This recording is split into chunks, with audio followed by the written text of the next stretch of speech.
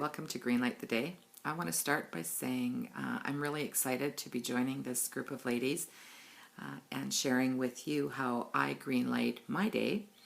I also want to say thank you to Janie for your vision and for your ongoing determination and positivity and willingness to share how you work daily to practice positivity, and as a result of that have a positive influence in the lives of those who you come into contact with, like myself. And also thank you, Janie and Trish and Sally, for welcoming me to this group.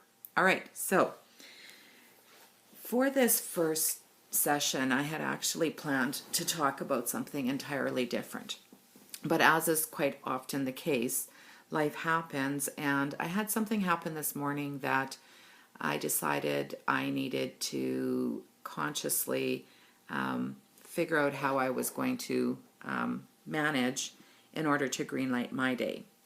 So I woke up feeling great, which I haven't been feeling for the last couple of days. I've sort of been fighting the flu the last few days, and so have been achy and more tired than usual at the end of the day. And so I slept in this morning and woke up feeling really great and made myself a cup of coffee, sat down, and boom, as quite often happens, something will happen to just sort of try to throw that I'm feeling great kind of feeling off the tracks. And what had happened is I got a text from one of the people that reports to me at work, venting a frustration she was feeling yesterday evening.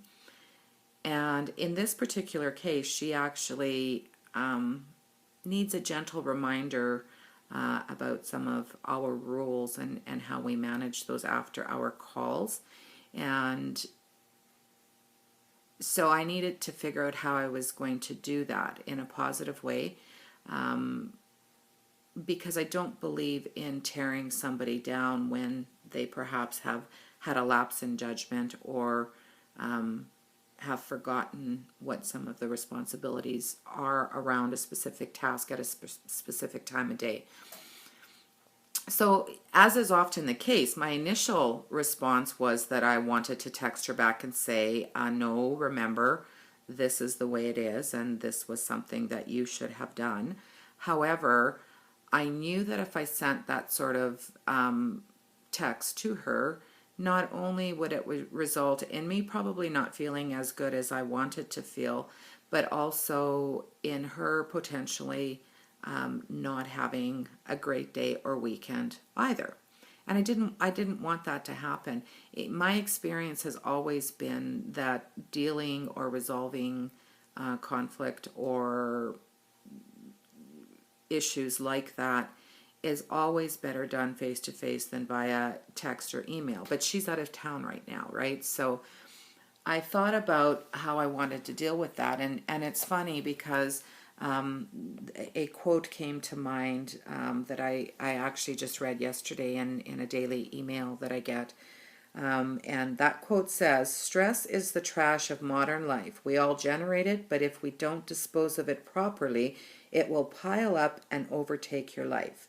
And that was written by a fellow by the name of Terri Guillemets and is in a book by David Zerfoss called "Stress is a Choice, 10 Ways to Simplify Your Life." And I work in a really high stress job, so that just really resonated with me. So how was I going to dispose of this stress in my life in a way that wouldn't result in either her or my weekend being ruined, right? Because as a manager, I have a responsibility to manage my stress in as best a way as I can, in a positive way, and still remain productive and positive and happy. But I also feel that I have a responsibility to facilitate that resolution and management of stress for the staff who report to me. So my choice was around how do I do that today, right? So I decided that rather than actually confronting her either via email or phoning her, because it is her weekend, even though she is on call, I would, let her know that I had heard and listened to her frustrations and that I was going to deal with them, but that we didn't necessarily have to deal with it right now. So I have scheduled a meeting for when we're back next week. Ordinarily, I would have done that on the same day or the next day if it was during the work week, but it's the weekend.